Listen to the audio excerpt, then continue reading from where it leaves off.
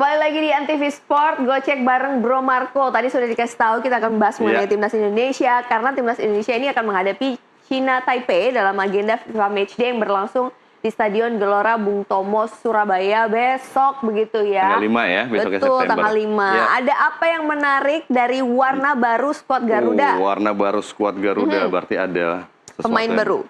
Pemain baru sih, ya ada pemain baru dan juga ada bendera yang baru, bukan bendera baru sih, jaket baru lah boleh dikatakan. Oke, menarik, jaket baru. Ya, jaket baru, identitas baru. Identitas baru. Di level profesional ya, bukan di level timnas. Karena kalau di level timnas pasti identitasnya adalah merah putih dong, pasti dong Garuda di dada kan gitu kan.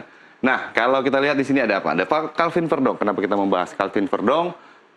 Karena memang Calvin Verdong lagi berganti klub. Oke, akan dia datang dengan embel-embel klub yang berbeda dengan bergabung dengan timnas Indonesia. Karena sebelumnya kita mengenal Calvin Verdong adalah pemain NS Nijmegen, bermain di posisi kiri ya, bek kiri. Dan sekarang dia berpindah ke ini apa ini? Lille, ya. Dengan nilai transfer yang fantastis ya, 56 miliar rupiah. Nilai transfernya 56 rupiah. Tapi sebenarnya 56 miliar Marco.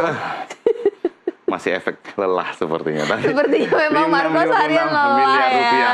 Jadi sebenarnya angkanya sebenarnya bukan yang jadi ini patokan bahasa betul, dalam rupiah, ini adalah di ya. Transfer market aja. Tapi ini bukan topik utama yang harus kita bicarain saat ini adalah. Tapi ini yang menjadi perhatian besar adalah bahwa Calvin Verdong ini menjadi pemain Indonesia pertama yang bermain di Liga top Prancis atau Liga utama di sana, Ligue 1 katanya.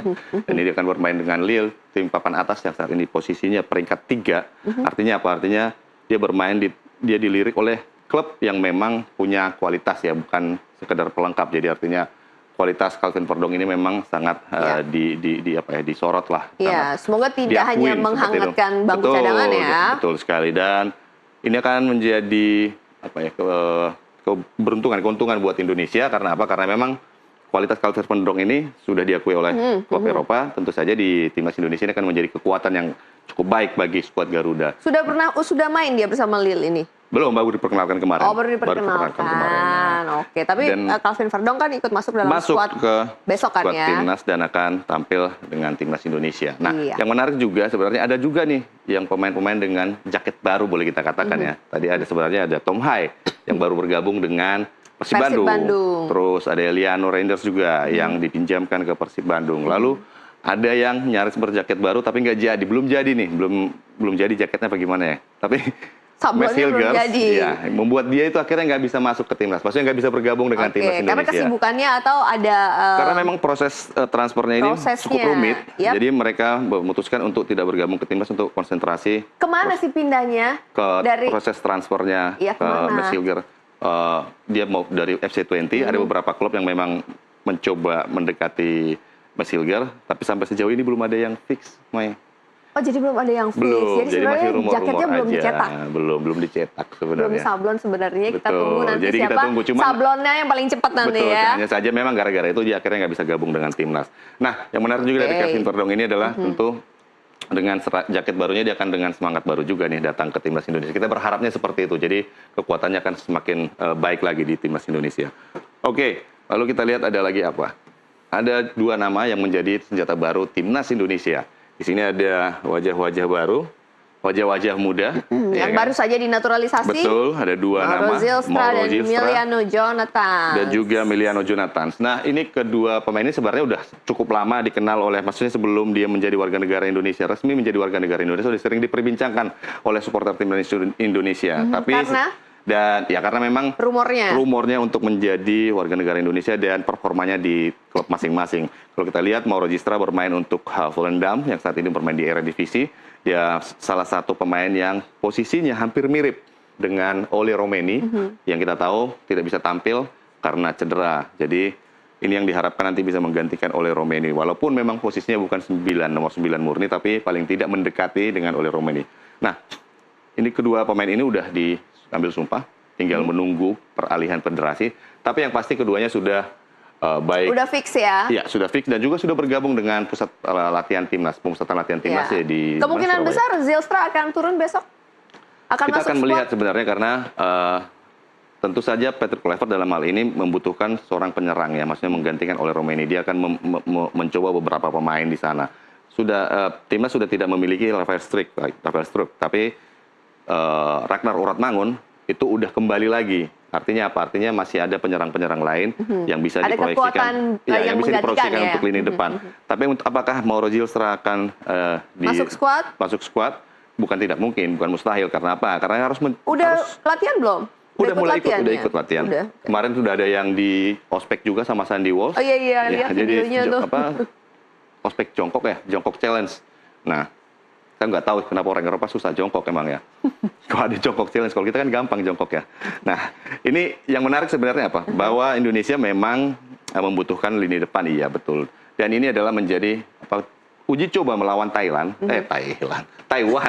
Cina Taipei. Taiwan apa Cina Taipei? Oh iya, itu deh. Taiwan atau Cina Taipei. Dan juga melawan Lebanon itu merupakan kesempatan pertama Patrick Kluivert untuk menjajal skema yang menurutnya ideal untuk timnas Indonesia. Karena sebelum ini dia nggak punya agenda untuk uji coba, langsung dihadapkan dengan pertandingan resmi. Betul. Jadi ini akan digunakan semaksimal mungkin untuk Patrick Kluivert untuk melihat skema mana sih yang kita butuhkan, yang terbaik untuk berhadapan dengan Irak dan juga nanti Arab Saudi di kualifikasi ronde keempat Piala Dunia 2026. Nah, bulan Oktober. Oh, kirain lupa. Mulai ngetes ya, Maya. Oke, jadi kita berharap kita akan menantikan permainan Mauro Zylstra maupun Emiliano Jonatas. Emiliano Jonatas bermain di posisi penyerang tapi di sayap. Tapi ya Mauro Zylstra agak lebih di depan, penyerang utama. Dan tentu kita akan berharap apakah keduanya akan tampil apakah lawan Taiwan atau nanti berhadapan dengan Lebanon. Oke. Next. Oke. Inilah gambaran calon lawan Indonesia. Jadi sebenarnya dua tim ini, Lebanon atau Taiwan dan Lebanon itu sama-sama udah sering kita hadapin. Sudah bukan lawan baru, bukan wajah baru bagi timnas Indonesia. Dan Lebanon kalau kita lihat, sudah pernah atau belum? Pernah, ini udah ada 3 pertandingan yang dijalani. Tapi ini U23 dan juga udah lama banget ya. Ya, ada satu yang untuk level senior itu tahun 2007, tapi untuk yang lainnya itu ada U23. Tapi yang menarik dari Taiwan ini adalah Taiwan, bahwa mereka atau tim Taiwan ini peringkatnya sebenarnya jauh dari Indonesia. Sebenarnya Taiwan jauh ya di bawah kita, sementara kita sama Lebanon juga beda tipis ya. Beda tipis, 115 ya soal salah sekarang ya. Nah, ini sebenarnya kerugian ya, karena kita akan berhadapan atau timnas Indonesia akan berhadapan dengan tim Arab tim Timur Tengah ya. Ada Arab Saudi dan juga Irak di sana. Awalnya kan Kuwait yang ada di sini, tapi Kuwait mundur akhirnya cari penggantinya dan Taiwan.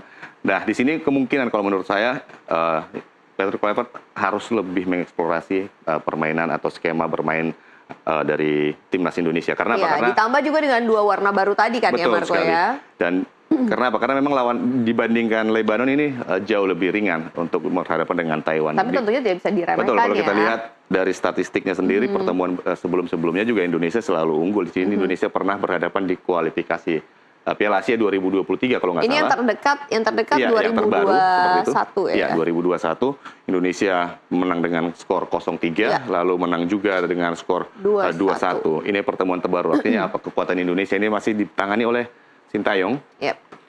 Dan ini akan menjadi pembuktian Patrick Kluivert untuk bisa memenangkan pertandingan dengan tim yang hampir mirip, dengan komposisi yang hampir mirip. Harusnya bahkan dengan warna-warna baru, wajah-wajah baru yang lebih fresh ya. Dan harusnya sih jangan sampai kalah seperti itu. Karena memang rekor kita terbaru memenangkan 2 pertandingan secara beruntun.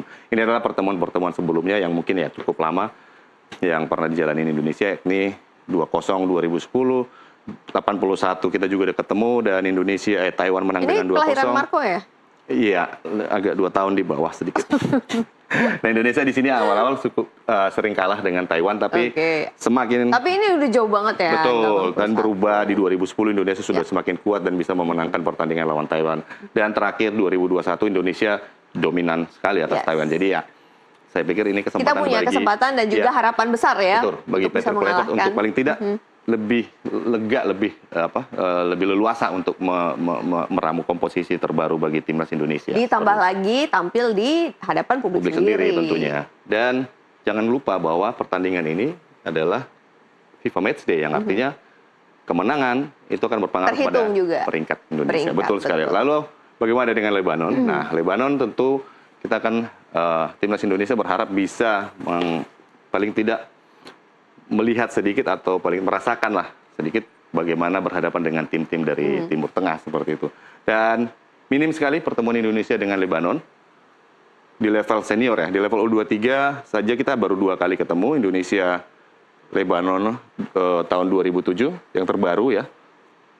Tiga-tiganya 2007 ternyata ya. 2007 itu level U23 Indonesia itu kalah dan 2 kali pertandingan. Ya, ada yang satu yang level senior. Betul. Dan di level senior Kalah lebih parah. juga, lebih parah 0-4. juga. Artinya apa? Artinya memang ini adalah gambaran kekuatan yang akan dihadapi nantinya saat berhadapan di round 4 nanti.